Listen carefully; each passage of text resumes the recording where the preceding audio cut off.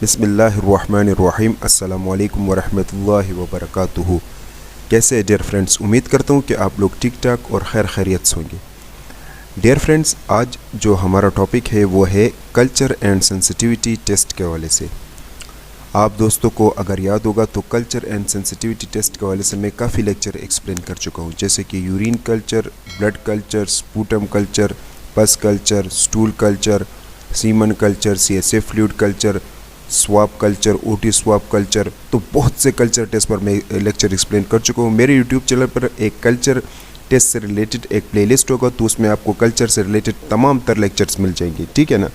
आज इस video lecture में हम सिर्फ एक समरी पढ़ेंगे कि कल्चर टेस्ट क्या है, डायग्नोस्टिक पर्पस क्या है, कल्चर टेस्ट में कॉमन मीडिया कौन से इस्तेमाल होते हैं, बायोकेमिकल टेस्ट कौन से हम करते हैं कल्चर मीडिया में, ज़्यादातर एंटीबायोटिक्स का हम जिक्र करेंगे। तो इस वीडियो में आपको बहुत कुछ सीखने के मिलेगा, ठीक है ना। अगर आप अपना एक माइक्रोबायोलॉजी सेटअप करना चाहते हैं लेबॉर्ट्री में, और जिसमें कल्चर सेंसिटिविटी एक बहुत अहम टेस्ट होता है और बहुत ज़्यादा इसके केसेस आते हैं, तो अगर आपने कल्चर सेंसिटिविटी से रिलेटेड एक सेक्शन बनाना है तो इस वीडियो को देखने के बाद आपको बहुत कुछ मतलब आइडियाज़ मिल जाएगा और बहुत कुछ आपको एक प्लान सा आप अपने जहन में बना लेंगे कि मुझे क्या करना चाहिए एक माइक्रोबायोलॉजी लेबॉर्ट्री में कल्चर सेंसिटिविटी के लिए। तो जितने भी रिक्वायरमेंट्स है वो मैं आपको बता दूंगा, ठीक है, इसी वीडियो लेक्चर में। और फिर आप लोग अपने लिए एक माइक्रोबायोलॉजी का सेटअप बना सकते हैं, उसमें कल्चर सेंसिटिविटी का जो सेक्शन है ना वो आप बना सकते हैं, ठीक है ना। तो मेरा नाम है मोहम्मद कामिल ख़ान और आप देख रहे हैं मेरा यूट्यूब चैनल कामी माइक्रोबायोलॉजिस्ट। तो चलिए जी वीडियो को स्टार्ट करते हैं।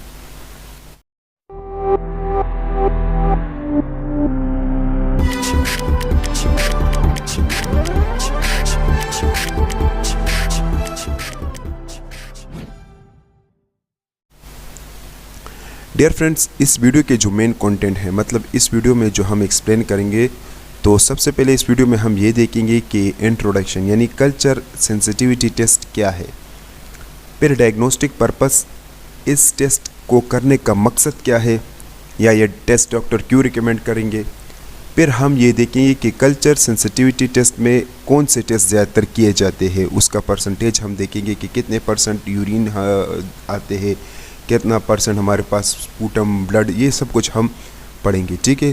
तो कल्चर टेस्ट के वाले से हम पढ़ेंगे कौन कौन से कल्चर टेस्ट किए जाते हैं। नेक्स्ट हम ये पढ़ेंगे कि कल्चर टेस्ट के लिए कॉमन मीडिया कौन से इस्तेमाल होते हैं। वैसे तो हर एक कल्चर टेस्ट जब आप करेंगे उसके लिए अपना अपना मीडिया है, लेकिन इस वीडियो में जिन मीडिया का जिक्र मैं करूँगा ना, अगर वो मीडिया आपके पास अवेलेबल हुआ ना, बहुत कम मीडिया होंगे, लेकिन उन कम मीडिया की वजह से आप बहुत से कल्चर सेंसिटिविटी टेस्ट कर सकते हैं, ठीक है ना। इसके अलावा हम रिक्वायरमेंट्स और प्रोसीजर देखेंगे। इसके अलावा हम मोस्ट कॉमन बैक्टीरिया के हवाले से पढ़ेंगे या माइक्रो ऑर्गेनिज्म, यहाँ पर बैक्टीरिया मैंने लिखा है लेकिन माइक्रोब्स हम देखेंगे कि कल्चर टेस्ट से कौन से माइक्रोब्स ज़्यादातर आइसोलेट होते हैं। एंटीबायोटिक प्रोफाइलिंग हम पढ़ेंगे, फिर हम मोस्ट कॉमन बायोकेमिकल टेस्ट के हवाले से पढ़ेंगे, और इसके बाद हम देखेंगे प्रिकॉशंस और लिमिटेशंस। डियर फ्रेंड्स, सबसे पहले हम इंट्रोडक्शन की तरफ आते हैं। तो कल्चर और सेंसिटिविटी टेस्ट यानी कल्चर एंड सेंसिटिविटी टेस्ट, ये दरअसल आपके पास माइक्रोबायोलॉजी का एक टेस्ट है, ठीक है, जिसमें हम माइक्रो ऑर्गेनिजम्स को आइसोलेट करते हैं और उसको आइडेंटिफाई करते हैं। जैसे कि बैक्टीरिया को आइसोलेट करना, आइडेंटिफाई करना, वायरस को आइसोलेट करना, आइडेंटिफाई करना, फंजाई हो गया, प्रोटोजुआ हो गया, पैरासाइट्स हो गए, ठीक है ना। जैसे कि उनको ब्लड से, यूरिन से, वोंड से, इन जैसे स्पेसिमेंस को, इन बैक्टीरिया को आइसोलेट करना, इन माइक्रोब्स को आइसोलेट करना और ये पता लगाना कि ये कौन से इन्फेक्शंस को कॉज करते हैं, ठीक है ना। और साथ में एक अप्रोप्रिएट एंटीबायोटिक्स या एंटीमाइक्रोबियल एजेंट्स को देना। जैसे कि एंटीबायोटिक्स तो बैक्टीरिया के लिए है, लेकिन एंटी वायरल हो गया, एंटी फंगल हो गया, ठीक है ना, एंटी प्रोटोजुअल मेडिसिन हो गए, एंटी पैरासिटिक मेडिसिन हो गए, तो इस किस्म के मेडिसिन पर प्रोवाइड करना। तो this whole process is actually called as culture and sensitivity test. Culture and sensitivity test में ज़्यादातर बैक्टीरिया को ही टारगेट किया जाता है, फंजाई, वायरसेस और इन चीज़ों को बहुत कम देखा जाता है, क्योंकि बैक्टीरिया दरअसल आपके पास इतना अहम होता है ना, क्योंकि बैक्टीरिया ही होता है कि बहुत से इन्फेक्शन में इन्वॉल्व होता है, ठीक है ना। वो मैं आगे अभी आपको बताऊंगा। और बाकी जो है वो इतना इंपॉर्टेंट नहीं होता, क्योंकि बैक्टीरिया जो है वो रेजिस्टेंस भी कॉज करता है, वो बहुत ख़तरनाक भी होता है as compare to other viruses and fungi.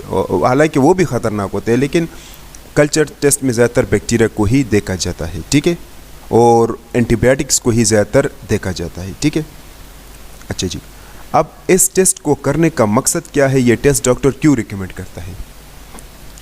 तो सबसे पहली बात कि इस टेस्ट को इसलिए करवाया जाता है, या डॉक्टर ये टेस्ट इसलिए करवाता है ताकि जो बैक्टीरिया या वायरस या जो भी ऑर्गेनिजम्स है जिसने डिजीज़ को कॉज किया है, तो उस ऑर्गेनिजम्स को आइसोलेट करना या आइडेंटिफाई करना, इस मकसद के लिए ये टेस्ट किया जाता है।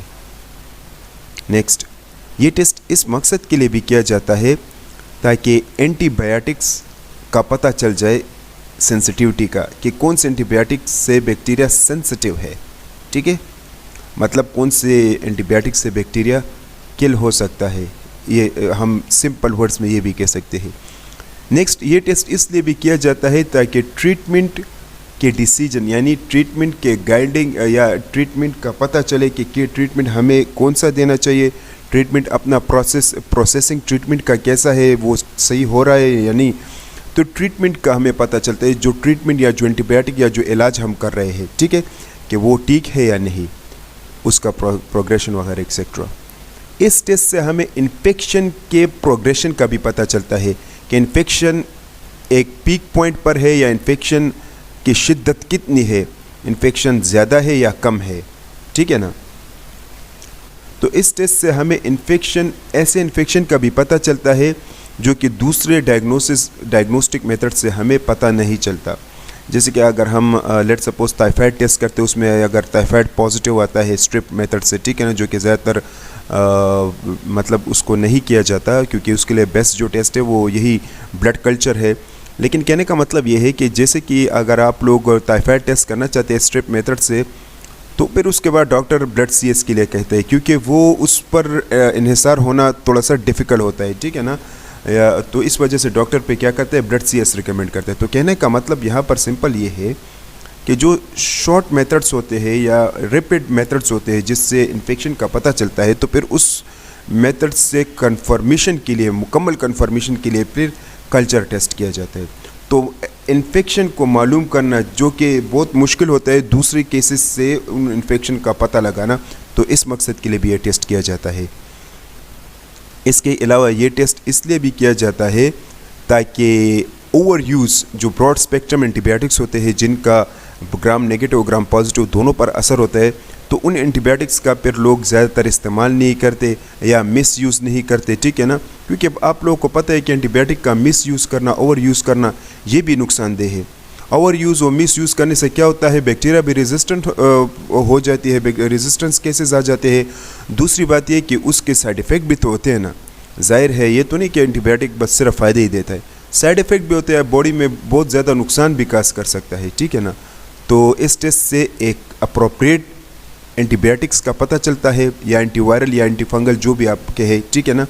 तो उसकी वजह से जो है रेजिस्टेंट के केसेस भी थोड़े कम आ जाते हैं, और हमारे पास जो इन्फेक्शन या जो बीमारी होती है वो भी ट्रीट हो जाती है, ठीक है।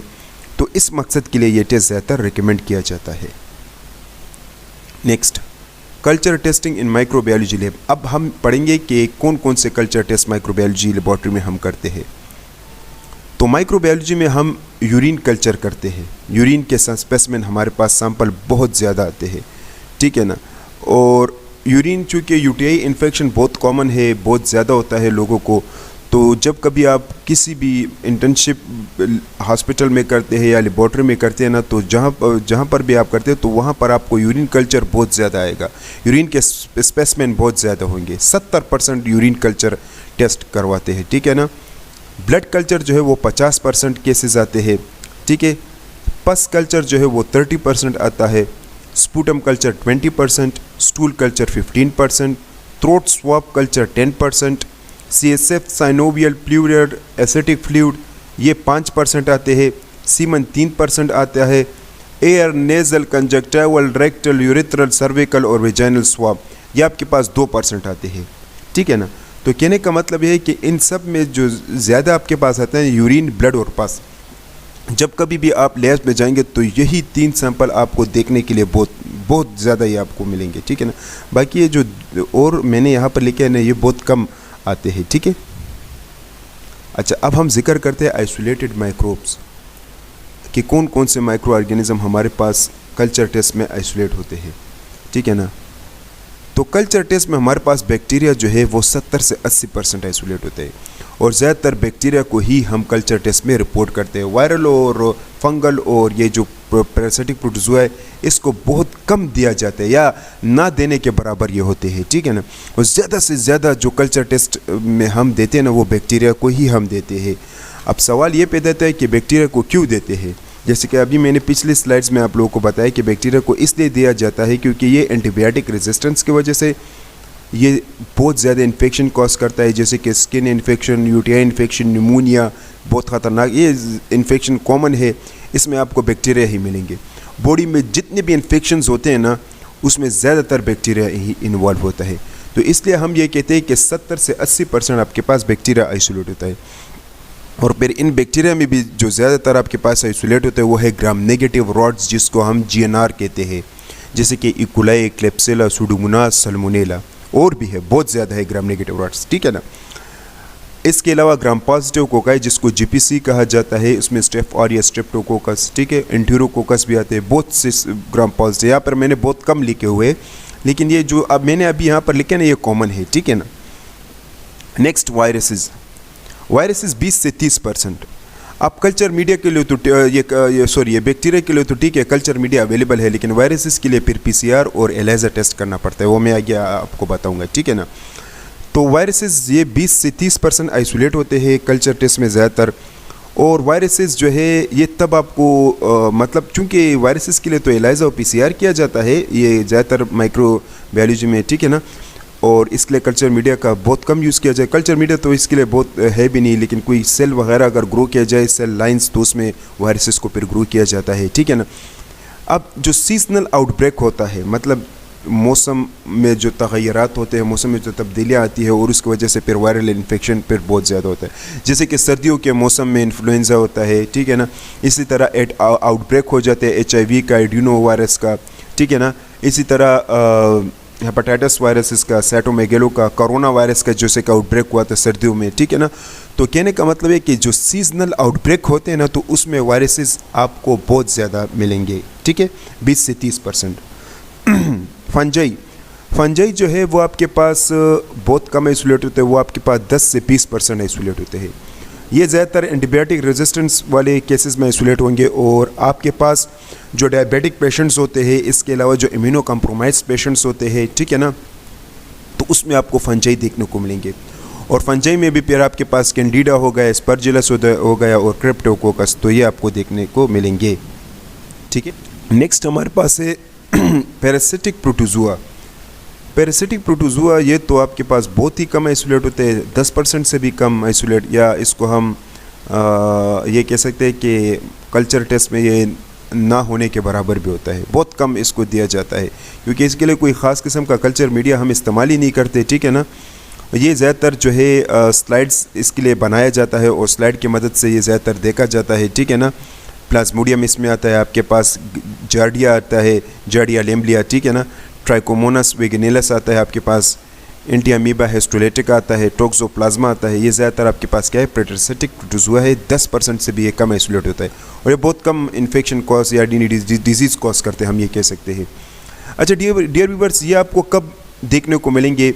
ये बैक्टीरिया ये जो पैरासाइट्स होते हैं ना, ये ज़्यादातर जो जोग्राफिकल ट्रेवलर हिस्ट्री होते हैं, जैसे कि ट्रैवलिंग हिस्ट्री, अगर आप पेशेंट से पूछे कि आप कहाँ से आए हो, क्या करते हो, कौन सी जगह से आप ताल्लुक़ रखते हो, जैसे कि अफ्रीका के लोग, एशिया के लोग, साउथ अमेरिका के लोग, या वो लोग जो कि एंडेमिक एरिया जहाँ पर एक डिज़ीज़ का आउटब्रेक हुआ होता है उन जगहों पर, या जो इम्यूनो कम्प्रोमाइज पेशेंट्स होते हैं, तो डियर व्यूअर्स उन पेशेंट में आपको पैरासिटिक प्रोटोजोआ देखने को मिलेंगे, ठीक है ना। अब हम जिक्र करते हैं कल्चर मीडिया। अच्छा डियर व्यूअर्स, कल्चर मीडिया बहुत ज़्यादा है, ठीक है ना, और कल्चर मीडिया पर एक अलहदा प्लेलिस्ट मैंने बनाया है, उसमें ज़्यादा से ज़्यादा मैंने कल्चर मीडिया को एक्सप्लेन किया है। अगर आपने वो देखने हैं तो मेरे यूट्यूब चैनल पर कल्चर मीडिया का एक प्लेलिस्ट होगा, तो उसमें आपको वीडियोस, बहुत से वीडियोस लेक्चर मिल जाएंगे कल्चर मीडिया पर। कुल मिलाकर 30-35 से रिलेटेड वीडियोस लेक्चर है, ठीक है ना।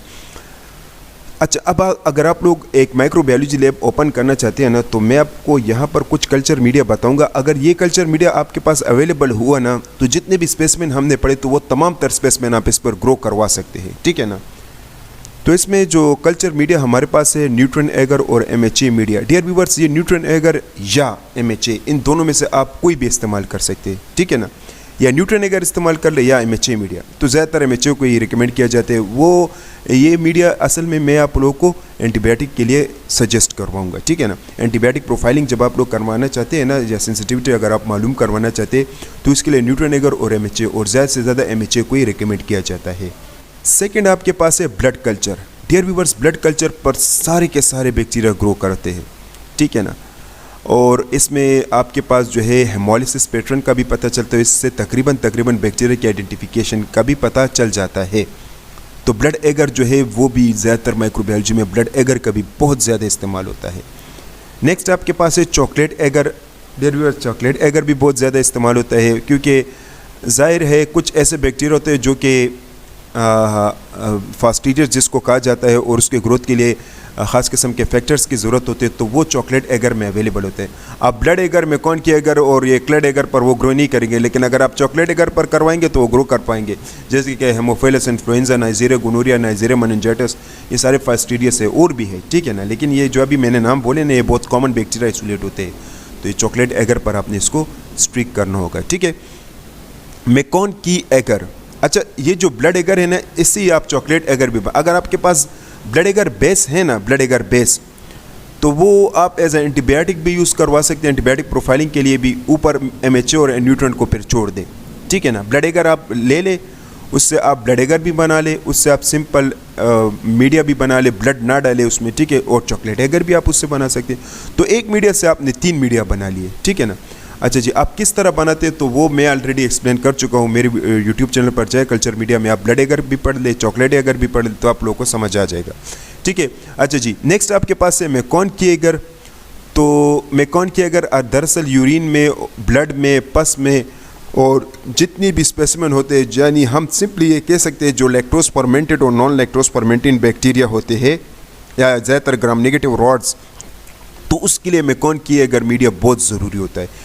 चूँकि बैक्टीरियल आइसोलेशन अगर आप देखें तो उसमें ज़्यादातर आपके पास यही GNR ज़्यादातर आइसोलेट होते हैं, ठीक है ना। तो उसके लिए फिर मेकॉन की एगर नहायत ज़रूरी है।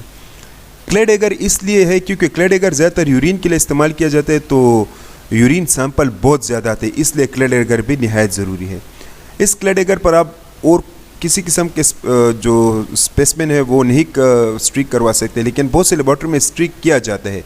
जैसे कि बहुत सी लेबॉर्ट्री में पस को भी इसी क्लेड एगर पर स्ट्रिक किया जाता है, ब्लड को भी स्ट्रिक किया जाता है, और जी स्पेसिमेन भी होते हैं ना, ठीक है ना। तो कहने का मतलब ये है कि क्लेड एगर भी बहुत ज़रूरी होता है, ठीक है ना। नेक्स्ट आपके पास है SDA मीडिया, जिस पर फंगस ग्रोथ होता है। चूँकि फंगल भी इन्फेक्शन भी कॉज होता है, फंगल भी केसेस आते हैं ना, तो आप SDA मीडिया इस्तेमाल कर सकते हैं, ठीक है ना। तो कुल मिलाकर तकरीबन अगर मैं इसमें से भी अगर आप लोग को कम करवा दूँ ना, तो आपके पास तकरीबन 4 मीडिया आप लेंगे। ब्लड एगर आप लेंगे, मेकॉन की एगर, क्लेड एगर और SDA, बस, और किसी मीडिया की ज़रूरत नहीं है।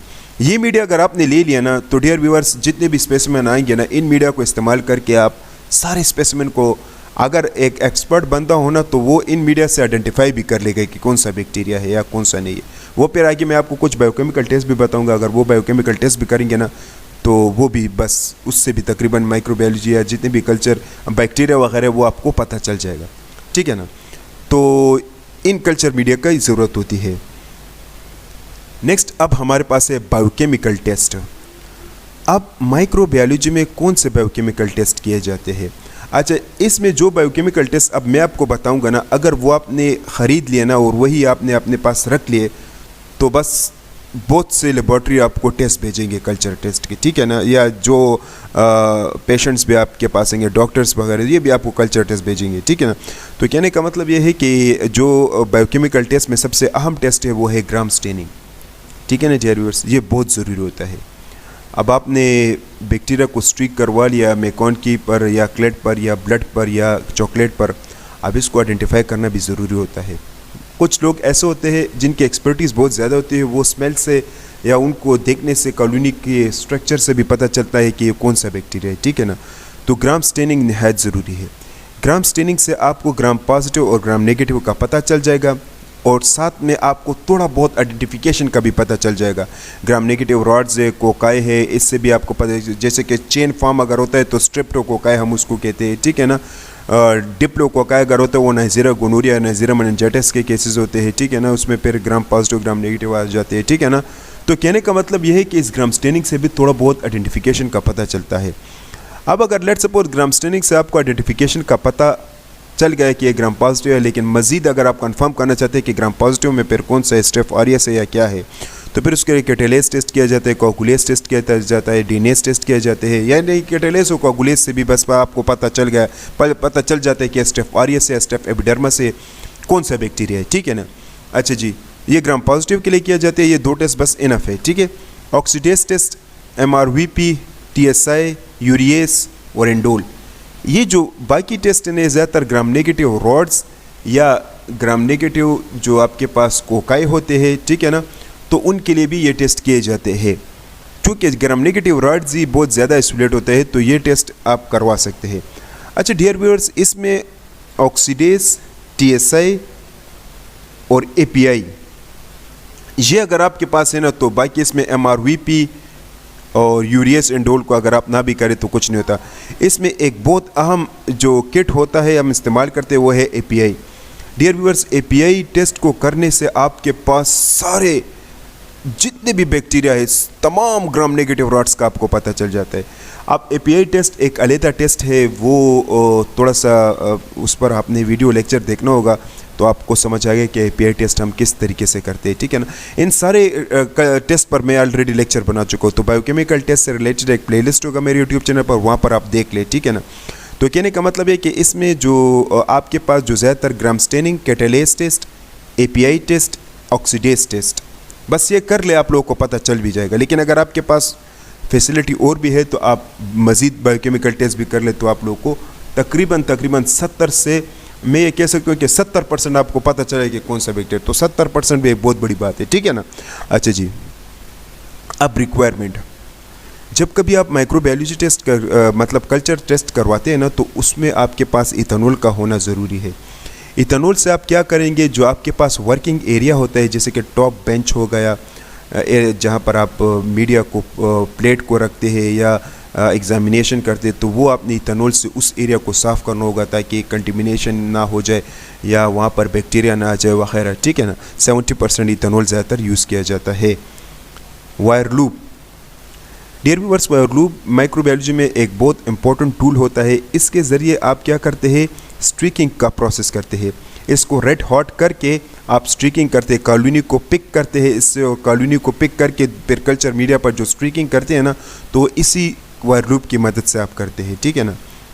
पर्सनल प्रोटेक्टिव इक्विपमेंट बहुत ही अहम चीज़, जिससे इन्फेक्शन से आप ख़ुद को बचा सकते हो। तो इसमें ओवरऑल आता है, ग्लव्स आते हैं, गॉगल्स आते हैं, शू कवर आता है। अच्छा, इसमें एक और अहम चीज़ जो है यहाँ पर नहीं है, वो है मास्क, ठीक है ना, मास्क और कैप। तो अगर ये चीज़ें आप पहनेंगे ना, तो इन्फेक्शन से आप ख़ुद को बचा सकते हैं, क्योंकि इसमें रेजिस्टेंस बहुत ज़्यादा होते हैं, केसेस आजकल बहुत ज़्यादा आइसोलेट होते हैं, तो लिहाजा पर्सनल प्रोटेक्टिव इक्विपमेंट का यूज़ करना नहायत ज़रूरी है, ठीक है। नेक्स्ट आपके पास है स्पिरिट लैम्प। स्पिरिट लैम्प भी माइक्रोबायोलॉजी में बहुत अहम होता है, बहुत ही ज़रूरी होता है, मैं ये कह सकता हूँ, क्योंकि इस स्पिरिट लैम्प के ज़रिए आप क्या करेंगे, ये तो आपको तकरीबन 4-6 इंच एक स्टरलाइज इन्वायरमेंट प्रोवाइड करता है। साथ में जो है ये वायर लूप को जब आप स्टरलाइज करते हैं, अच्छा इसमें आपके पास एक डिस्पोजेबल भी आता है, लेकिन चूँकि डिस्पोजेबल बार बार आप यूज़ नहीं कर सकते, लेकिन ये जो वायर लूप होता है जो कि डिस्पोजेबल नहीं है, इसको फिर आप बहुत टाइम के लिए यूज़ करवा सकते हैं, ठीक है ना।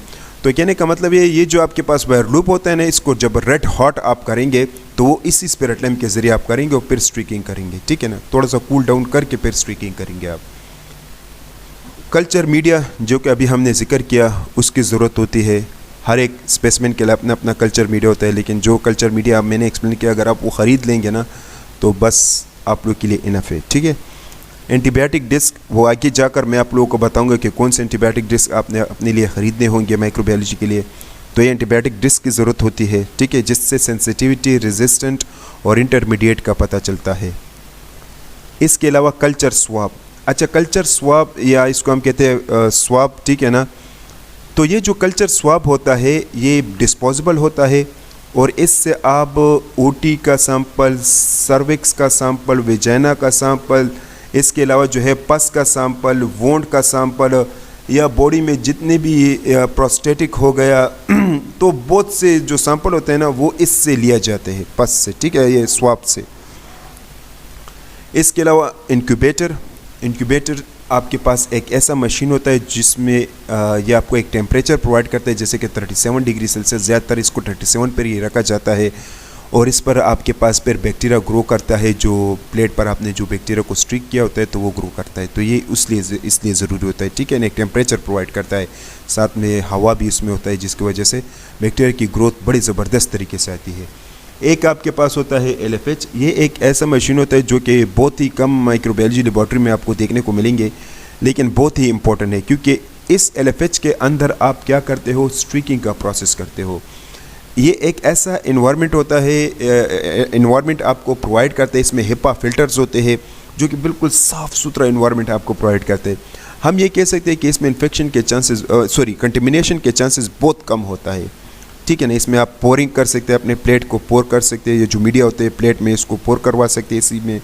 और इसमें UV लाइट भी होता है जो कि आप जब लगाते हो 5 से 10 मिनट के लिए तो वो आपको तमाम तरह एरिया को साफ़ करता है, ठीक है ना। UV लाइट कोशिश करें जब ये लग जाते हैं ना तो इससे ख़ुद को दूर रखें, क्योंकि ये कैंसर भी काज करता है, ठीक है ना।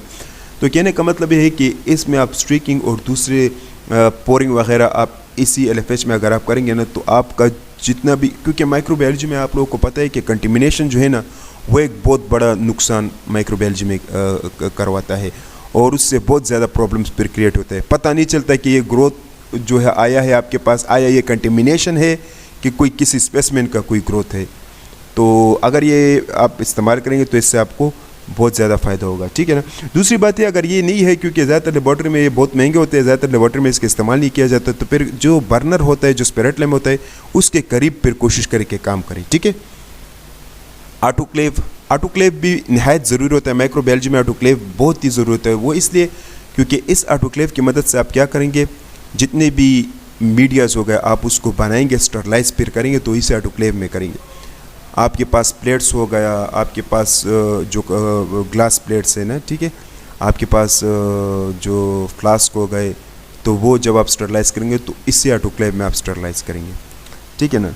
तो ऑटोक्लेव स्टरलाइजेशन के लिए ज़रूरी होता है। इसके अलावा आपके पास जो है सिरिंज, जिससे आप और स्पेसिमेन कलेक्ट कर सकते हैं, जैसे कि ब्लड हो गया, जैसे कि अच्छा इसमें ब्लड कल्चर बॉटल्स भी होते हैं, वो मैं यहाँ पर देना भूल गया, ठीक है ना।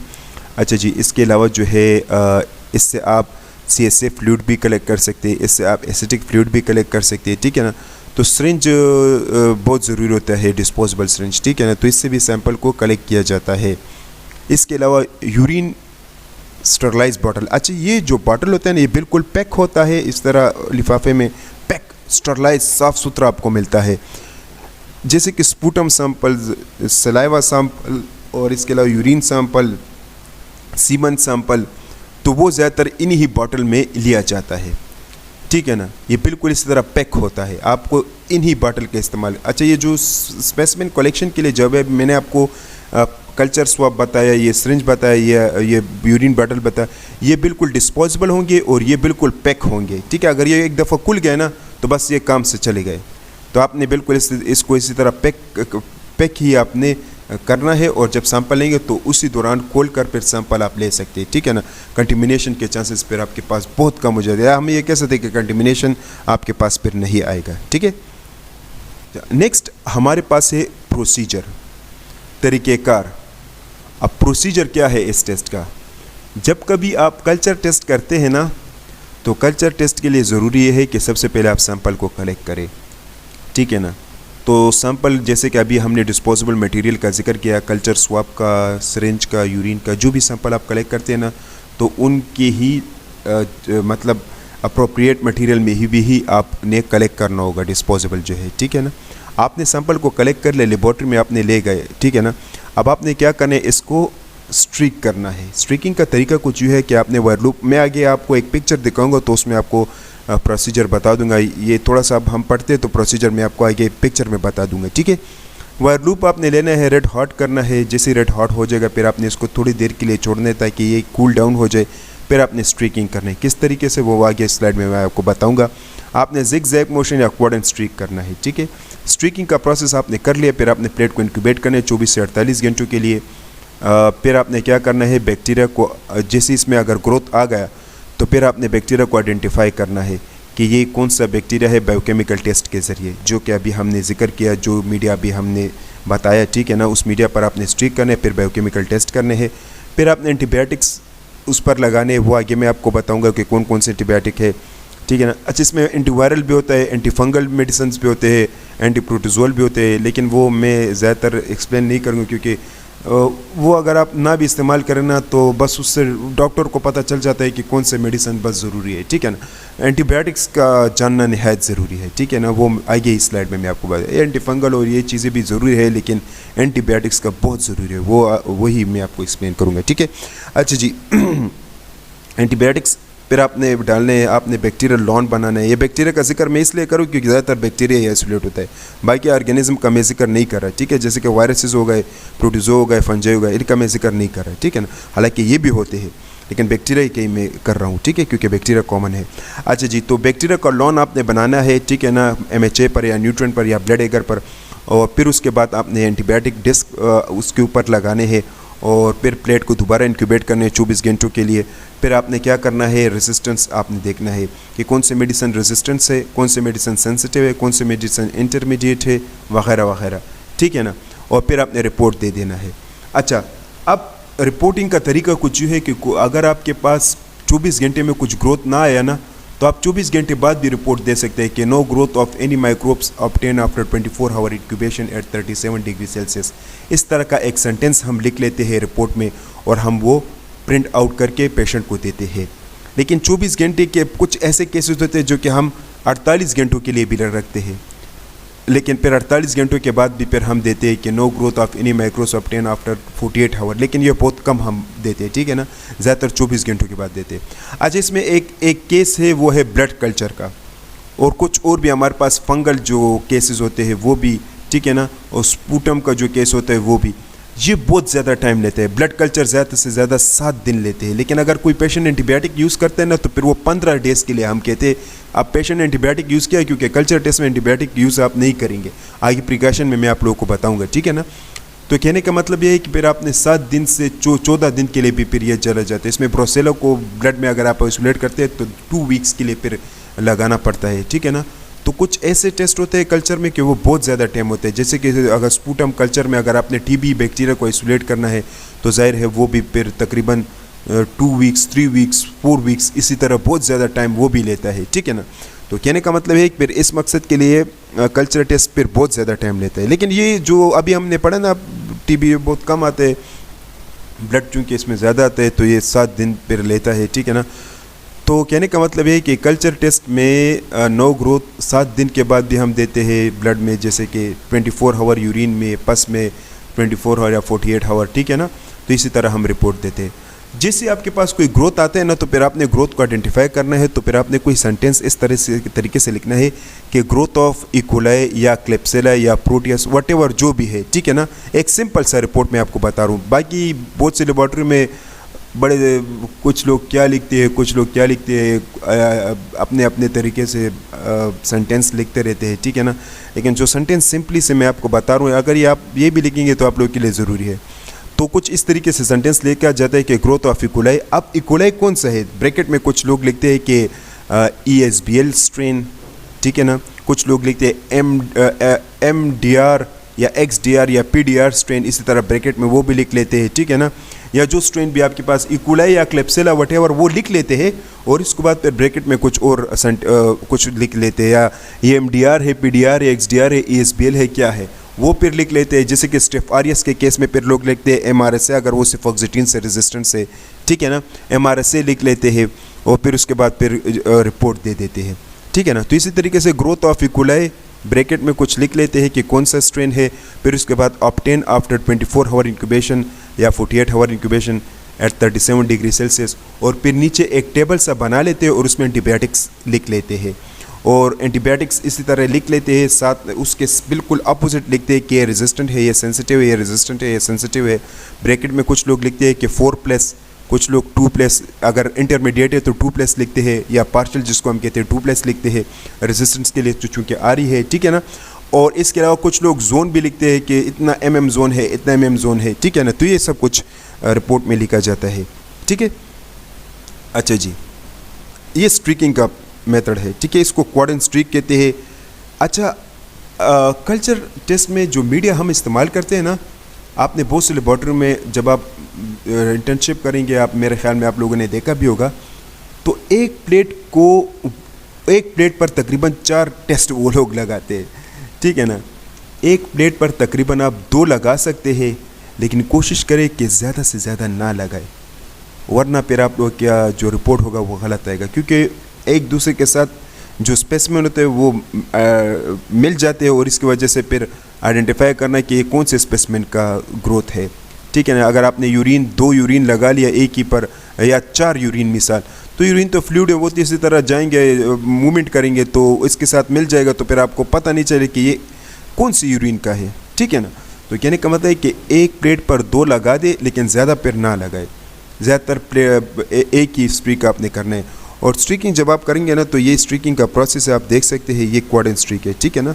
सबसे पहले आपने एक बेस बनाया, यहाँ पर बेस नहीं है तो सबसे पहले आपने इस तरीके से बेस बनाना है, बेस बन गया, फिर आपने क्या करना है, इस तरह स्ट्रीक करना है। कुछ लोग लाइंस करते हैं इसी तरह 3 लाइंस, ठीक है ना, बिल्कुल सिंगल लाइंस, और कुछ लोग इस तरीके से, जैसे कि आप देख सकते हैं। स्ट्रीकिंग के तकरीबन बहुत से मेथड है, ठीक है। अच्छा जी, फिर आपने वायर लूप को रेड हॉट करना है, फिर थोड़ी देर के लिए छोड़ना है, फिर आपने ये नेक्स्ट करना है, फिर आपने वायर लूप को रेड हॉट करना है, फिर छोड़ना है कि ये ठंडा हो जाए, फिर आपने ये करना है, ये तीसरा, फिर चौथा। तकरीबन 4 आपने ये मेथड्स करने होंगे, 4 ये स्ट्रीकिंग जो है, ठीक है ना, लाइंस इसी तरह आपने लगाने होंगे, और हर एक लाइंस के बाद आपने वायर लूप को रेड हॉट करना है।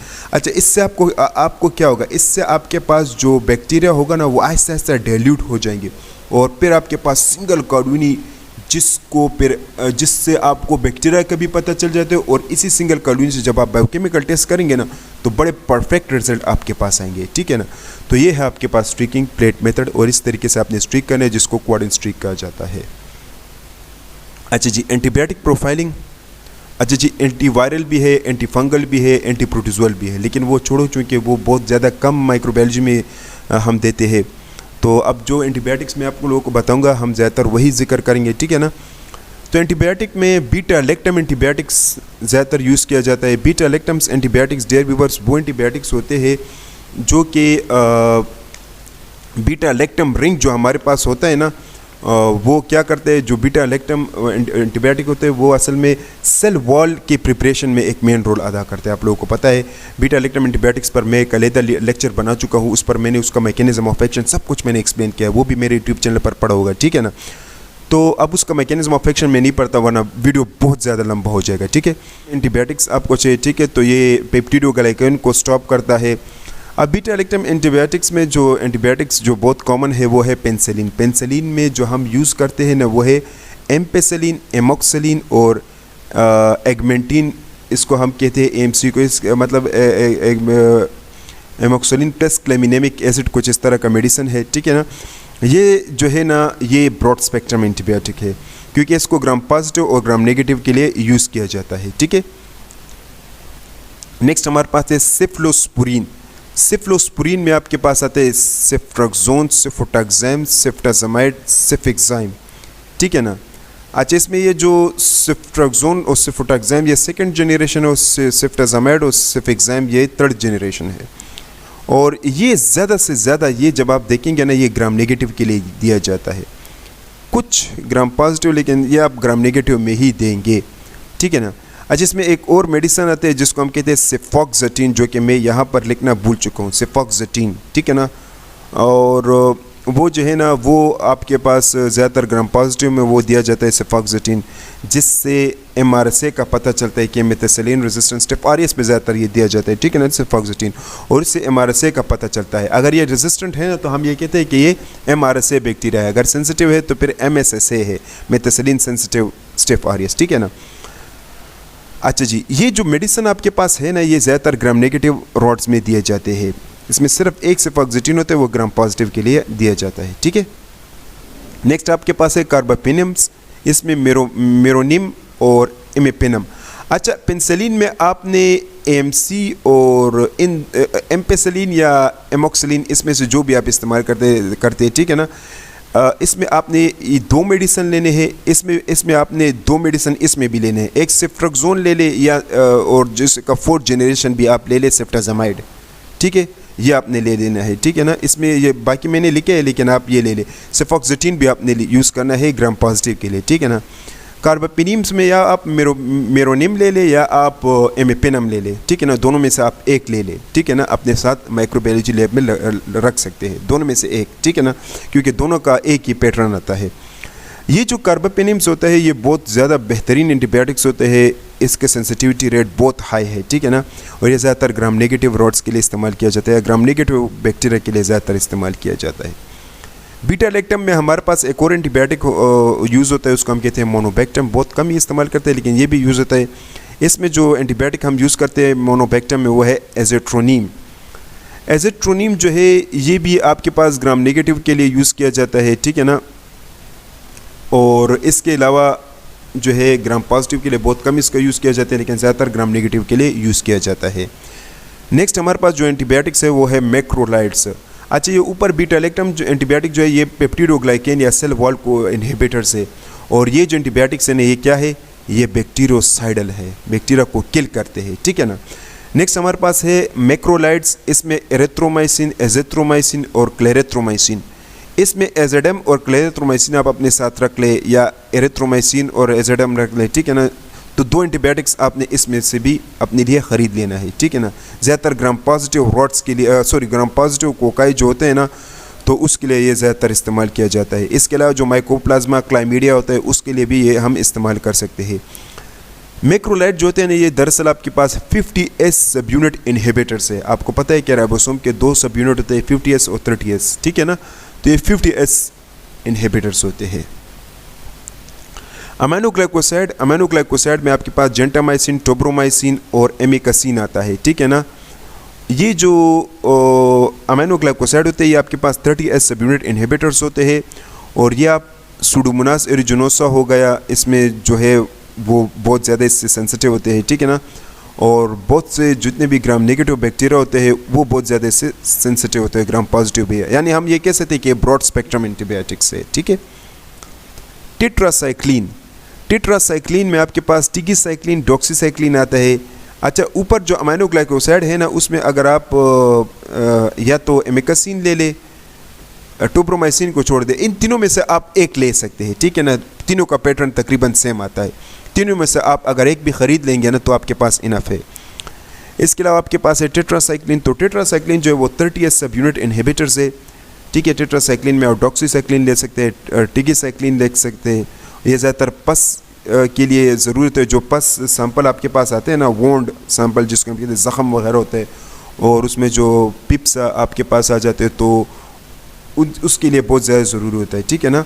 अब अगर इसमें स्टेफ ऑरियस आता है या इकुलाई आता है या क्लेप्सिला आता है, वटेवर जो भी आता है आपके पास पस सैंपल में, उसमें आपने ये लगाने हैं टिकीसाइक्लिन और डॉक्सीसाइक्लिन, ठीक है ना, क्योंकि ये जो टिकीसाइक्लिन और डॉक्सीसाइक्लिन है ये ग्राम पॉजिटिव के लिए, ग्राम नेगेटिव के लिए भी यूज़ किया जाता है। सिंपली कहने का मतलब ये है कि ये आपके पास क्या है, ये जो डॉक्सीसाइक्लिन है ये आपके पास ब्रॉड स्पेक्ट्रम एंटीबायोटिक्स है, ठीक है। टिकीसाइक्लिन भी आपके पास ब्रॉड स्पेक्ट्रम है क्योंकि ये भी आपके पास ग्राम पॉजिटिव के लिए यूज़ किया जाता है, जैसे कि MRSA, VRE, विनकोमाइसिन रेजिस्टेंस, एंटेरोकोकस, ठीक है ना, methicillin resistance staph aureus. Gram negative में इकुलाई, क्लेप्सिला, सुडोमोनास, तो इसके लिए ये यूज़ किया जाता है, ठीक है। नेक्स्ट जो एंटीबायोटिक्स हमारे पास है वो है फ्लोरोक्विनोलोन्स। फ्लोरोक्विनोलोन्स में भी आप तीनों में से कोई भी ले सकते हैं। अच्छा, इसमें नोरोफ्लॉक्सासिन यूरिन के लिए ज़्यादातर यूज़ किया जाता है, ठीक है ना। सिप्रोफ्लॉक्सासिन भी आप यूज़ कर सकते हैं, लीवोफ्लॉक्सासिन, मॉक्सीफ्लॉक्सासिन। तो इन 4 में से आप कोई भी 2 सेलेक्ट कर ले तो आप लोग के लिए बस इनफ है, ठीक है ना। नोरोफ्लॉक्सासिन ये बहुत ज़्यादा यूज़ किया जाता है, ठीक है।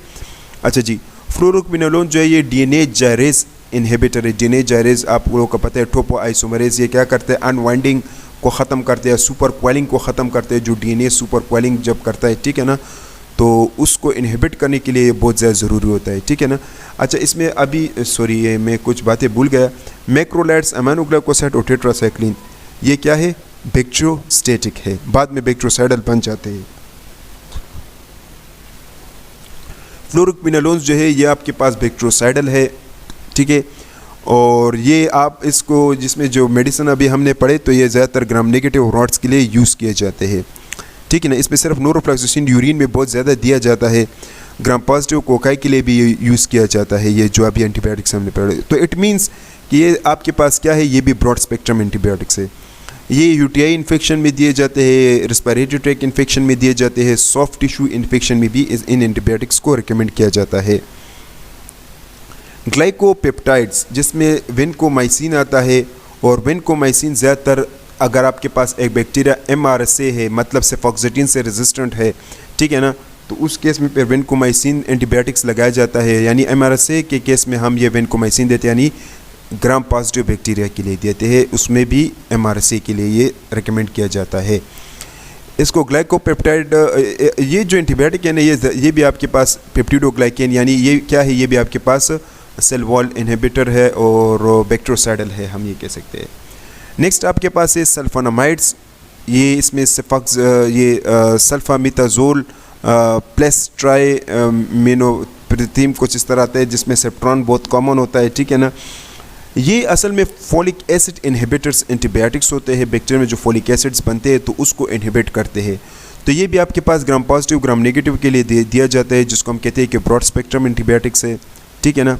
इसमें एक और एंटीबायोटिक्स है सल्जोन, ये भी बहुत कॉमन है, ग्राम पॉजिटिव ग्राम नेगेटिव के लिए दिया जाता है। तो ये आपके पास यूटीआई हो गया, आरटीआई यानी urinary tract infection, respiratory tract infection, skin infection, gastrointestinal tract infection, तो उसमें ज़्यादातर इन एंटीबायोटिक को दिया जाता है। क्लोरोफिनिकोल जो है ये आपके पास 50S इनहिबिटर से, ये भी ग्राम पॉजिटिव ग्राम नेगेटिव में दिया जाता है, लेकिन ज़्यादातर ग्राम पॉजिटिव में इसको रिकमेंड किया जाता है। आई इन्फेक्शन में हो गया, स्किन इन्फेक्शन में हो गया, पस इन्फेक्शन में हो गया, उसमें बहुत ज़्यादा रिकमेंड किया जाता है, ठीक है ना। और ये जो है ये भी हम कह सकते हैं कि ब्रॉड स्पेक्ट्रम है, क्योंकि ग्राम नेगेटिव में भी इसको यूज़ किया जाता है। पोलीमेक्सिन जिसको हम पॉलीपेप्टाइड्स कहते हैं, इसमें आपके पास पोलीमेक्सिन भी कोलिसिस्टीन आता है, ठीक है ना। और ये बहुत हाई डोज होते हैं एंटीबायोटिक्स के, ठीक है ना, बहुत हाई डोज होते हैं। ये जो एंटीबायोटिक्स होते हैं ना, ये ज़्यादातर जो सेल मेम्ब्रेन होता है ना बैक्टीरिया का, तो उसको अटैक करते हैं उस पर, ठीक है ना। मतलब ये क्या है, बैक्टीरियोसाइडल है। लिनकोसामाइड, इसमें क्लेंडामाइसिन आता है, ठीक है ना। अच्छा, ऊपर जो एंटीबायोटिक्स है ना, इसमें भी 2, इसमें एक, ये भी आपके पास एक हो गया, ये भी एक हो गया। इसमें इन दोनों को ज़्यादातर यूज़ किया जाता है। सूडोमोनास के केस अगर आता है ना, तो सूडोमोनास बहुत से रेजिस्टेंट होता है, फिर इन 2 से तकरीबन सेंसिटिव आ जाता है, ठीक है ना। तो ये 2 एंटीबायोटिक्स भी आपको चाहिए। क्लेंडामाइसिन जो है बहुत कम सजेस्ट किया जाता है, लेकिन ये भी ज़्यादातर यूज़ किया जाता है, और ये 50S इनहिबिटर्स होते हैं, ठीक है ना। इसके अलावा जो है नेक्स्ट आपके पास है ऑक्सिलेडोनिनॉइड्स, ये इसमें आपके पास लेंजोलेड आता है, और ये 50S इनहिबिटर्स होते हैं, और ये भी ज़्यादातर MRSA केस में दिया जाता है। नाइट्रोफ्यूरेंटाइन, जिसमें आपके पास ये क्या होता है, DNA या प्रोटीन इनहिबिटर्स होते हैं, और ये जो एंटीबायोटिक होता है ये ज़्यादातर यूरिन में ही सजेस्ट किया जाता है, और किसी भी सैंपल में इसको नहीं दिया जाता है। यूरिन में अगर आपके पास यूकोलाई, क्लेप्सेला जो भी आता है ना, तो ये यूरिन में ही इसको ज़्यादातर रिकमेंड किया जाता है, ठीक है ना। तो ये ग्राम नेगेटिव रॉड्स के लिए और ग्राम पॉजिटिव के लिए भी यूज़ किया जाता है, लेकिन ज़्यादातर ग्राम नेगेटिव रॉड्स के लिए इसको यानी रिकमेंड किया जाता है यूरिन में, ठीक है। फास्पोमाइसिन ये भी बहुत ज़्यादा ज़रूरी होता है। और ये क्या है, नाइट्रोफ्यूरेंटाइन आपके पास बैक्टीरियोस्टैटिक होता है, फास्पोमाइसिन बैक्टीरियोसाइडल होता है क्योंकि सेल वॉल इनहिबिटर है। ये भी ग्राम पॉजिटिव ग्राम नेगेटिव के लिए यूज़ किया जाता है। ग्राम पॉजिटिव में ज़्यादातर स्ट्रेप्टोकोकस एंटेरोकोकस के लिए यूज़ किया जाता है, ग्राम नेगेटिव में कोलाई क्लेप्सिला प्रोटियस के लिए यूज़ किया जाता है, ठीक है ना। इसके अलावा है फ्यूसेडिक एसिड, फ्यूसेडिक एसिड ग्राम पॉजिटिव में ज़्यादातर यूज़ किया जाता है और जो ग्राम पॉजिटिव में MRSA बैक्टीरिया होता है उसके लिए, ठीक है ना। और बहुत कम ग्राम नेगेटिव, या हम ये कह सकते हैं कि ग्राम नेगेटिव में इसको नहीं देना चाहिए, ठीक है। अच्छा डियर व्यूअर्स, ये आप देख सकते हैं एक पिक्चर मैंने यहाँ पर दिया है आप लोगों को, ठीक है ना। ये जोन आप देख सकते हैं, ये जो बड़े बड़े जोन है ना, अगर ये आपको देखने को मिलेंगे ना तो इट मीन्स कि ये एंटीबायोटिक सेंसिटिव है, इससे बैक्टीरिया सेंसिटिव है। अगर ये एंटीबायोटिक आप देंगे तो पेशेंट ठीक हो जाएगा, ठीक है ना। तो ये अच्छा, इसमें कुछ छोटे छोटे जोन भी है, जैसे कि ये हो गया, ये हो गया, ठीक है ना। अब ये तकरीबन 14 mm या 15 mm तक जोन होंगे, तो ये इट मीन्स कि ये पार्शल है, इंटरमीडिएट है। इसको अगर आप देंगे तो इससे पेशेंट तो ठीक हो जाएगा लेकिन कुछ दिन बाद दोबारा बीमार हो जाएगा, या हम ये कह सकते हैं। अच्छा इसमें आप कुछ रेजिस्टेंस है, ये आप देख सकते हैं, ये देख सकते हैं, जोन ऑफ इनहिबिशन है ही नहीं, तो इट मीन्स कि इन एंटीबायोटिक को फिर नहीं देना चाहिए, ठीक है ना। ये आप लिखेंगे रेजिस्टेंस में, लेकिन जब डॉक्टर ये देखेगा फिर ये एंटीबायोटिक नहीं देगा, ठीक है ना। तो इस तरीके से आपको तकरीबन पता चलता है कि कौन से सेंसिटिव है, कौन से रेजिस्टेंस है, कौन से इंटरमीडिएट है, ठीक है। अच्छा जी, प्रिकॉशन। अब माइक्रोबायोलॉजी में एहतियाती तदाबीर का ख्याल रखना नहायत ज़रूरी है, ठीक है ना। अच्छा जी, माइक्रोबायोलॉजी में सबसे अहम चीज़, जब कभी आप सैंपल कलेक्ट करेंगे ना, तो माइक्रोबायोलॉजी में कोशिश करें कि सैंपल ज़्यादा से ज़्यादा कोशिश करें कि मॉर्निंग टाइम पर कलेक्ट कर लें। उसका वजह ये होता है कि मॉर्निंग टाइम पर इन्फेक्शन पीक पॉइंट पर होता है, लोग शाम को सो जाते हैं ना, और जब सुबह उठते हैं ना तो फिर वो बैक्टीरिया ने उसके इंक्यूबेशन भी हो जाते हैं, सब कुछ हो जाते हो, तो बैक्टीरिया एक पीक पॉइंट पर होता है, उसका जो ग्रोथ होता है या जो दूसरे माइक्रोब्स होते हैं, ठीक है ना। तो कोशिश करें अगर आप मॉर्निंग टाइम पर सैंपल कलेक्ट करेंगे ना तो आपके पास कल्चर के बहुत ज़बरदस्त रिजल्ट आएंगे, ठीक है। नेक्स्ट, जब कभी भी आप कल्चर टेस्ट करते हैं ना तो उसके लिए कोशिश करें कि डिस्पोजेबल, स्टरलाइज और क्लीन किस्म के कंटेनर्स या मटेरियल का आपने इस्तेमाल करना होगा, जैसे कि यूरिन बॉटल अभी हमने जिक्र किया ना, डिस्पोजेबल, और इस तरह के सिरिंज हमने जिक्र किया, कल्चर स्वाब, ठीक है ना। तो इससे क्या होगा, इससे आपके पास कंटेमिनेशन के चांसेस कम हो जाएंगे, कंटेमिनेशन नहीं आएगा अगर वो एक्सपोज नहीं होगा। अगर ये एक्सपोज होगा तो जाहिर है कोई और बैक्टीरिया आ जाएगा, आप कहेंगे कि ये कोई ग्रोथ है, दरमियान में वो इन्वायरमेंटल कोई बैक्टीरिया होगा, ठीक है ना। नेक्स्ट, अच्छा माइक्रोबायोलॉजी में जब कभी आप काम करते हैं ना तो कोशिश करें कि बिफोर वर्किंग आपने वर्किंग एरिया को साफ़ करना होगा, ठीक है ना, और फिर आपने काम करना है उसमें। जो LFH है या जो टॉप बेंच है, अगर आप उसमें काम करते हैं तो कोशिश करें कि इसको इथेनॉल से साफ़ करें या स्पिरिट से या अल्कोहल से, वटेवर, ठीक है ना, उससे उसको आपने साफ़ करना है। फिर उसके बाद आपने काम करना है, स्ट्रीकिंग प्रोसेस या स्टेनिंग या जो भी है, मतलब कल्चर के जितने भी टेक्निक्स है वो आपने फिर करना है, ठीक है ना। अच्छा जी, तो बिफ़ोर एंड आफ्टर आपने क्या करना है, जब काम ख़त्म हो जाए तो फिर काम ख़त्म करने के बाद, क्योंकि ज़ाहिर है उसमें कुछ ऐसे बैक्टीरिया होंगे जो कि वो ग्रो कर पाएंगे, ठीक है, तो फिर क्या होगा, तो फिर कंटेमिनेशन वगैरह हो सकता है, ठीक है ना। तो कोशिश करें कि आपने क्या करना है, आपने सैंपल वगैरह को मतलब जब काम ख़त्म हो जाए तो फिर भी आपने साफ़ करना है, ठीक है ना। नेक्स्ट आपके पास है सैंपल की प्रोसेसिंग। अच्छा डियर व्यूअर्स, जब सैंपल आ जाता है ना तो बहुत से लेबॉर्ट्री में कुछ ऐसा होता है कि लोग दूसरे सैंपल का वेट करते हैं कि जैसे ही दूसरे सैंपल आ जाएंगे तो फिर हम स्ट्रीक करेंगे, ठीक है ना।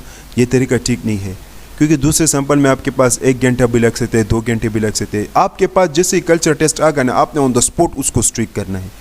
इसका वजह ये होता है कि जिस मतलब जो डिस्पोजेबल मटेरियल होता है जिसमें वो आता है ना, तो जाहिर है उसमें ना उसके लिए, उस बैक्टीरिया की ग्रोथ के लिए कोई मीडिया वगैरह तो नहीं होता, उसके खुराक तो नहीं होते ना, जाहिर है। तो उसको जब आप कल्चर मीडिया पर ग्रो करेंगे ना तो फिर वो ग्रो हो जाएगा। अगर आपने 3-4 दिन बाद उसको 3-4 घंटे बाद आपने उसको स्ट्रीक कर लिया तो फिर इस पर स्ट्रीकिंग का फिर सही रिजल्ट आपके कुछ आ जाते हैं, लेकिन सही रिजल्ट्स फिर नहीं आएंगे, ये आप याद रख ले। तो जैसे आते हैं ना ऑन द स्पॉट आप लगाए। अब मिसाल के तौर पर आप उसको स्ट्रीक नहीं करना चाहते, आप कहते हो कि यार थोड़ी देर बाद या कल तो फिर उसको रेफ्रिजरेटर में रख ले 4 सेंटीग्रेड पर, बाद में फिर स्ट्रीक कर ले, कल स्ट्रीक कर ले, ठीक है ना। तो इस तरीके से आपने सैंपल को प्रोसेस करना है, ठीक है। नेक्स्ट, आपने क्वालिटी कंट्रोल और कल्चर मीडिया अप्रोप्रिएट यूज़ करना है, ठीक है ना। क्वालिटी कंट्रोल मतलब ये है कि आपने एक जो ग्रोथ बैक्टीरिया है, जैसे कि ग्राम पॉजिटिव हो गया, ग्राम नेगेटिव ग्रोथ बैक्टीरिया, वो आपने अपने पास लेबोरेटरी में रखना है, ठीक है ना, ग्रोथ बैक्टीरिया। और एक सिंपल नो ग्रोथ, सिंपल सा जो वाटर है या सिंपल सा जो भी हो वो बिल्कुल स्टरलाइज होना चाहिए, वो भी आपने रखना है अपने साथ। मतलब एक ग्रोथ सैंपल और एक नो ग्रोथ सैंपल आपने अपने पास रखना है, वो आपने कल्चर मीडिया पर भी स्ट्रीक करना है। एक नेगेटिव कंट्रोल, एक पॉजिटिव कंट्रोल जिसको हम कहते हैं, ठीक है ना, वो आपने लगाने, और साथ में आपने अपना टेस्ट सैंपल जो स्पेसिमेन आपके पास आया वो भी आपने लगाने। तो कुल मिलाकर 3 सैंपल आपने स्ट्रीक करने हैं उस एक मीडिया पर। मतलब जैसे कि अभी हमने बोला कि 2, लेकिन आप अगर 3 करेंगे तो कुछ फिर भी कुछ नहीं होता। लेकिन यहाँ पर कहने का मतलब मेरा ये है कि आपने ये तीनों इसलिए स्ट्रीक करने हैं कि इन तीनों से आपको कल्चर मीडिया का भी पता चल जाएगा कि वो कल्चर मीडिया ठीक है या नहीं, क्योंकि आपको पता है कि पॉजिटिव कंट्रोल में ग्रोथ आना चाहिए, नेगेटिव कंट्रोल में नहीं आना चाहिए।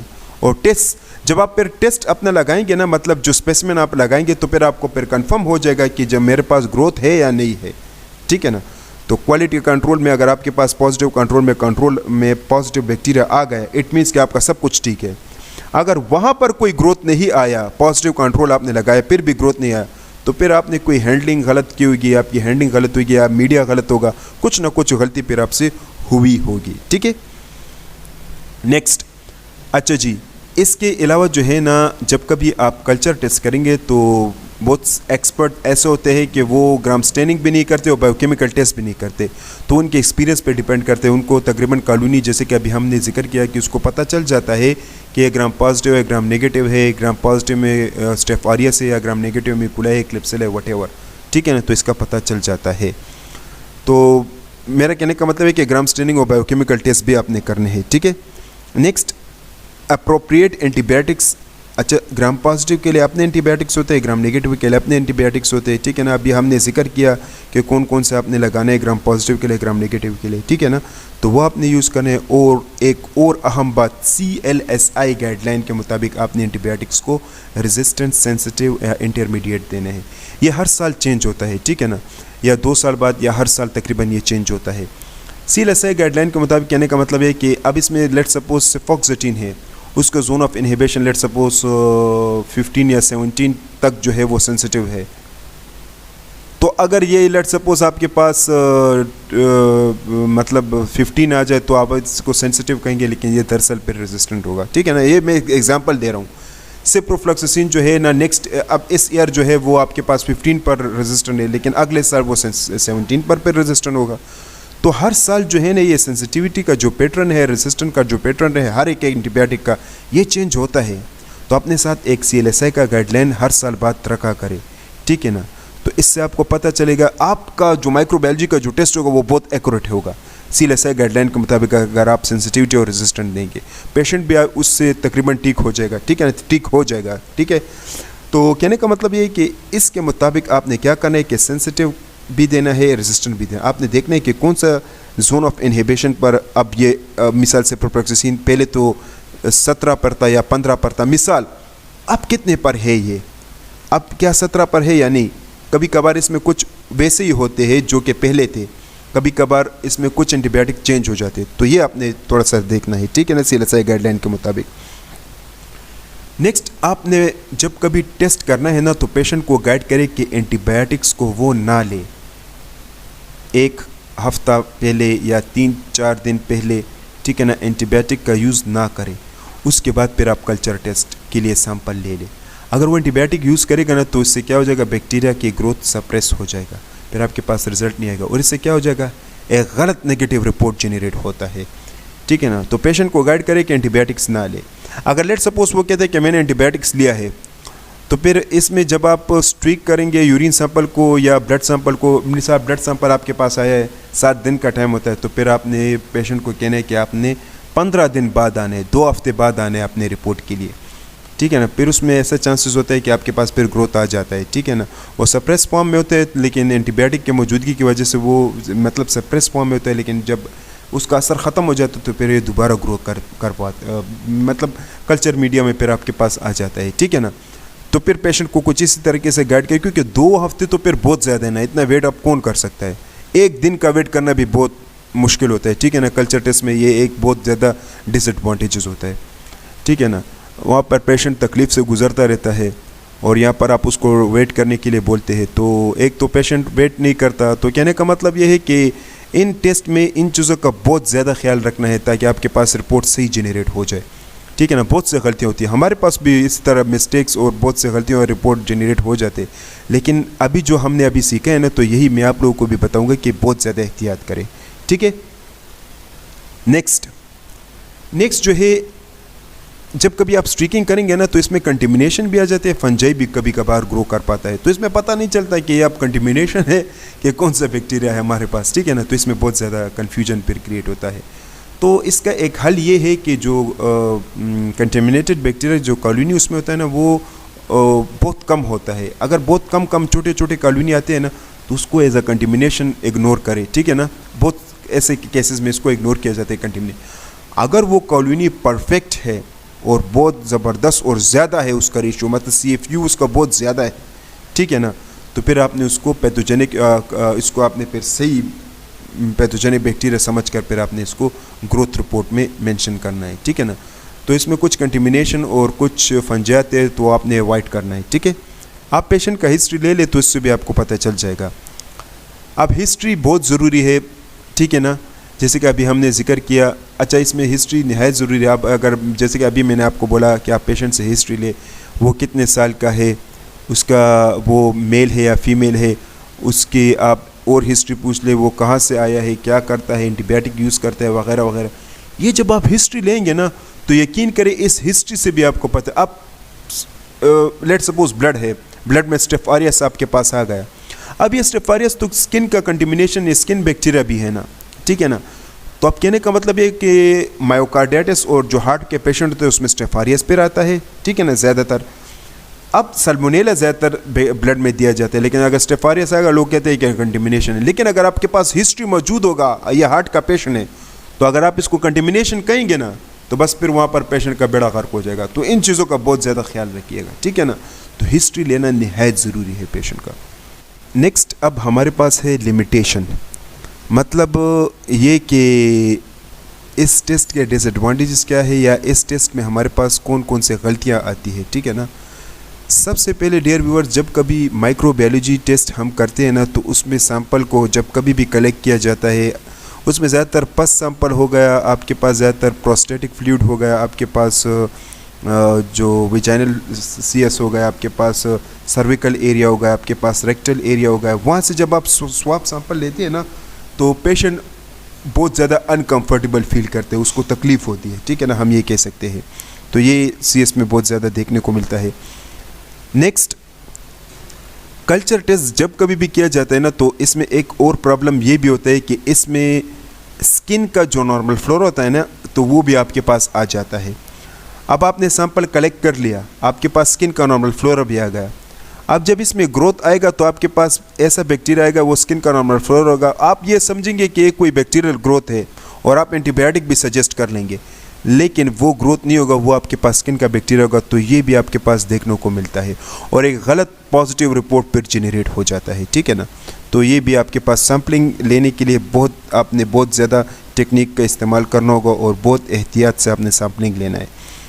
नेक्स्ट, कल्चर टेस्ट में एक और ये भी गलतियाँ आती है कि एंटीबायोटिक का पता आपको नहीं चलता, पेशेंट एंटीबायोटिक यूज़ कर लेता है और जब आप टेस्ट लगाते हो तो नेगेटिव रिपोर्ट आता है, नेगेटिव रिपोर्ट जनरेट हो जाता है, गलत नेगेटिव रिपोर्ट। और ऐसा होता है कि जब पेशेंट वो डॉक्टर जब वो देखते हैं तो डॉक्टर कहते हैं ये तो बिल्कुल ठीक ठाक है, लेकिन कुछ टाइम बाद उसको दोबारा इन्फेक्शन हो जाता है, री इन्फेक्शन हो जाता है। तो यहाँ पर कहने का मतलब ये है कि एंटीबायोटिक के लेने से फिर ये प्रॉब्लम होते हैं। तो कोशिश करें कि एंटीबायोटिक पेशेंट पर ना दे, जब कभी टेस्ट आप करवाते हैं ना तो एंटीबायोटिक पेशेंट को ना दे, ठीक है। नेक्स्ट, अच्छा कल्चर टेस्ट जो है ना वो बहुत ज़्यादा टाइम कंज्यूमिंग है, बहुत ज़्यादा टाइम लेता है। यहाँ पर पेशेंट को तकलीफ़ होता है और वहाँ पर हम टाइम देते हैं, कम से कम 1 दिन तो लेता है। नो ग्रोथ और ग्रोथ का पता चल जाता है, लेकिन ज़्यादा से ज़्यादा ये हफ्तों में चला जाता है, ठीक है ना ये टेस्ट। नेक्स्ट, ये टेस्ट जब कभी जिस लैब में भी आप करवाते हैं तो इसका ये बहुत एक्सपेंसिव होता है। मतलब ये कि ये तकरीबन आपके पास ऑलमोस्ट ये टेस्ट 1500 कुछ लेबॉर्ट्री में, ये 2000 कुछ लेबॉर्ट्री में 1000, कम से कम 1000, इसी तरीके से आपके पास एक्सपेंस। और दूसरी बात ये कि इसमें कल्चर मीडिया का इस्तेमाल होता है, इसमें बायोकेमिकल टेस्ट का इस्तेमाल होता है, इसमें दूसरे इक्विपमेंट्स का इस्तेमाल होता है जो कि काफ़ी एक्सपेंसिव है, ठीक है ना। नेक्स्ट, दूसरी बात ये कि कल्चर टेस्ट के दौरान सैम्पलिंग टेक्निक नहायत ज़रूरी है, ठीक है ना, क्योंकि उसमें आप जब सैंपल लेते हो तो उसमें बैक्टीरिया कंटेमिनेशन आता है या स्किन का जो अभी हमने जिक्र किया तो उससे आपके पास रिज़ल्ट गलत आ जाता है, ठीक है। तो सैम्पलिंग टेक्निक नहायत ज़रूरी है और ज़्यादातर कल्चर में सैम्पलिंग सही तरीके से नहीं होता। नेक्स्ट जो है कल्चर टेस्ट में एक ये भी गलती आती है कि उसमें आपके पास एक तो पैथोजेनिक और नॉन पैथोजेनिक बैक्टीरिया आपके पास आता है। तो ज़्यादातर जो बैक्टीरिया हमें चाहिए ना तो वो है आपके पास पैथोजेनिक। तो पैथोजेनिक बैक्टीरिया का पता लगाना, नॉन पैथोजेनिक बैक्टीरिया का पता लगाना, ये एक बहुत बड़ा चैलेंज होता है, ठीक है ना। तो ये भी कल्चर टेस्ट में ये प्रॉब्लम भी बहुत ज़्यादा फेस किया जाता है। नेक्स्ट ये कि कल्चर टेस्ट में जो है जब कभी हम बैक्टीरिया को आइडेंटिफाई करते हैं ना या जो भी माइक्रोब्स, तो उसमें हम क्या करते हैं, बहुत सी टेक्निक्स को इग्नोर करते हैं। अब जैसे कि अभी मैंने आपको बताया कि बैक्टीरिया तो आपने आइडेंटिफाई कर लिया, अब ऐसे कुछ ऑर्गेनिजम्स है जो कि आपके कुछ स्पेसिमेन है, जैसे कि आपके पास लेट्स सपोज फ्लू हो गया, तो ये आप उससे बैक्टीरिया नेजल स्वाब से आप बैक्टीरिया आइसोलेट करना चाहते हो, तो वो बैक्टीरिया नहीं होगा, कोई वायरल इन्फेक्शन होगा और आपने उसको कल्चर मीडिया पर स्ट्रिक कर लिया और आपने कोई और टेक्निक्स इस्तेमाल नहीं किया जैसे कि PCR और एलाइजा, तो उससे आपके पास क्या होगा, आप कहेंगे कि नो ग्रोथ है, दरमियान में वो इन्फेक्शन किसी वायरल इन्फेक्शन से होगा, ठीक है ना। तो ये जो प्रॉपर टेक्निक्स होते हैं इसमें जो एलाइजा और PCR टेक्निक्स होते, तो वो भी चूँकि ये कल्चर टेक्निक्स में नहीं आते, लेकिन कहने का मतलब ये है कि इसको इग्नोर किया जाता है और इसकी वजह से भी आपके पास एक नो ग्रोथ जनरेट हो जाता है। तो इन टेक्निक्स का भी बहुत ज़्यादा इग्नोर किया जाता है कल्चर टेस्ट में, ये भी एक लिमिटेशन है, ठीक है। तो डियर व्यूअर्स, वीडियो बहुत लंबी हो गई, लेकिन उम्मीद है इस वीडियो में आपने बहुत कुछ सीखा होगा और बहुत कुछ सीखने को इस वीडियो में आपको मिला होगा, ठीक है ना। लेकिन अगर फिर भी जहन में कोई सवाल है तो आप नीचे कमेंट सेक्शन में कर सकते हैं, मैं अपना कोशिश करूँगा कि आपको जवाब दे सकूँ। बहुत बहुत शुक्रिया डियर व्यूअर्स वीडियो देखने का। अगर वीडियो पसंद है तो इसको लाइक कीजिएगा, वीडियो को शेयर कीजिएगा और चैनल को सब्सक्राइब कीजिएगा। तब तक के लिए इतना ही, अपना ख्याल रखिएगा, मिलते हैं अगले वीडियो में, मुझे इजाज़त दीजिएगा, अल्लाह हाफिज़।